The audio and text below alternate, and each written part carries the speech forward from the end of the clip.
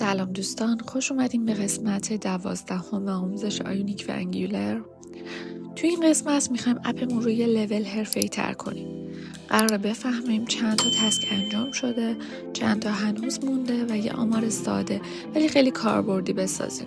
پس توی تایپ اسکریپت میایم و این کدها رو مینویسیم. get total. چرا اینجا اومدیم از گتر استفاده کردیم؟ که هر بار لیست تغییر کرد آمار خودش آپدیت بشه بدون اینکه کاری کنیم.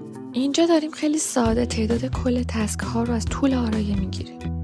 وقتی از گتر استفاده میکنیم یعنی همیشه مقدار به روز میخوایم، لازم نیست دوباره دستی آپدیت کنیم. که برو توی لیست تسک ها فقط اونایی که داون هستن رو بردار، تعدادشون رو بده.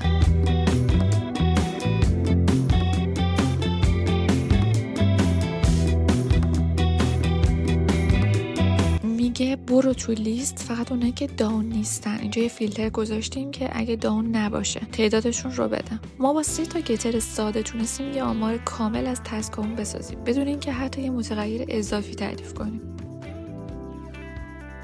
اینجا از آیونیک کارت استفاده کردیم که باکس خوشگل برای نمایش اطلاعات بسازیم. داخل آیونیک کارت کانتنت محتوای اصلی کارت رو قرار دادیم. داخل اینترپولیشن چیزی که می‌نویسیم برای اتصال داده است. یعنی چی؟ یعنی برو از تایپ اسکریپت مقدارشو بگیر، بیار توی HTML نشون بده.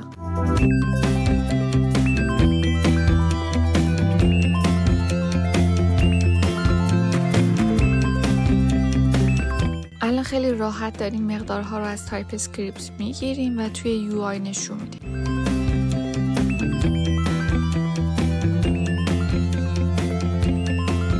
خب اینم از نتیجه وقتی ما یه چیزی اضافه میکنیم یا داون میکنیم، تمام این نتیجه ها تغییر میکنه. پس دیدید که استفاده از گیت چقدر خوب بود، نیازی به آپدیت نداره و خودش آپدیت های جدید رو میگیره.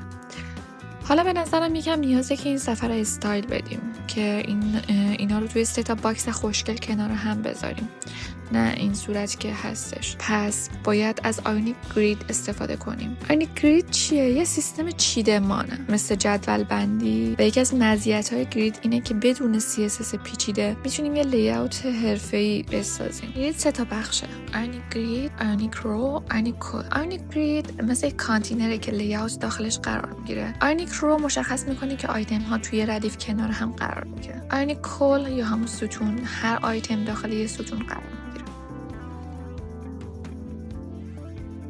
حالا میایم دوباره همون آیونیک کارت و کانتنتی که قبلا نوشته بودیم و برای دونه دونه ستون وارد میکنیم و اول یه H2 برای هدر که یکم بزرگتر باشه و بعدش یه P برای اینکه اسمشون نشون بدن مینویسیم واسه هر کدومشون.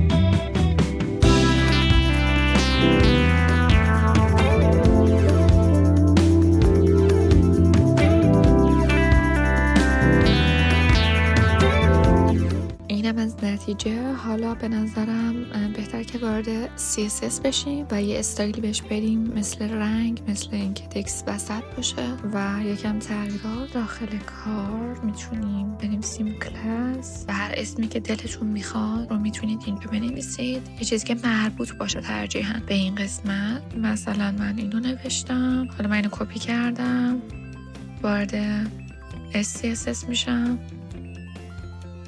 اینجا پیستش میکنم و حتما یادتون نره یه نقطه باید اولش باشه که بشناسه CSS، بفهمه که این یه کلاسه.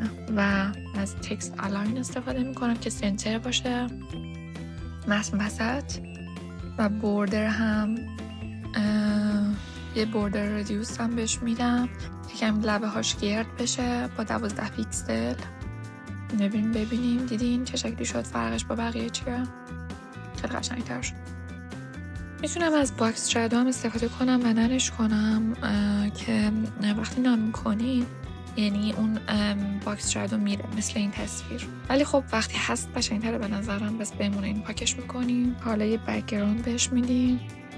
ببینید این قسمت میتونید رنگ رو انتخاب کنید. وقتی رو اینجوری کلیک میکنید میتونید رنگا رو ببینید. حالا روشن تیره این چون سفیده با رنگش رو عوض کنم. بله حالا رنگش رو حتی اونو میتونید کپی کنید و اونجا وارد کنید یا اینکه همون انتخاب کنید و رنگم یه صورتی روشن شد.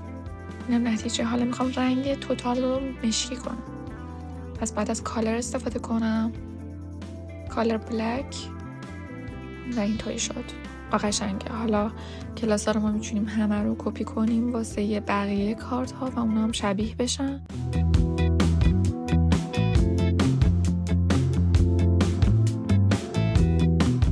حالا نتیجه به این صورت در اومد. حالا من میخوام رنگای بقیه رو عوض کنم. دوست ندارم یه رنگ باشه. پس میام یه کلاس دیگه به اونجا اضافه میکنم و رنگ ها رو به اونجا وارد میکنم. کلاس برای اولی توتال کارت میذارم، بعدی داون کارت یا کمپلت، هر اسمی که میتونید داشته باشین. یکی هم ریمینینگ کارت و حالا توی HTML میام دونه دونه واردشون میکنم و رنگ دل بخواهم رو استایل خاصی که میخوام بهشون بدم و وارد میکنم.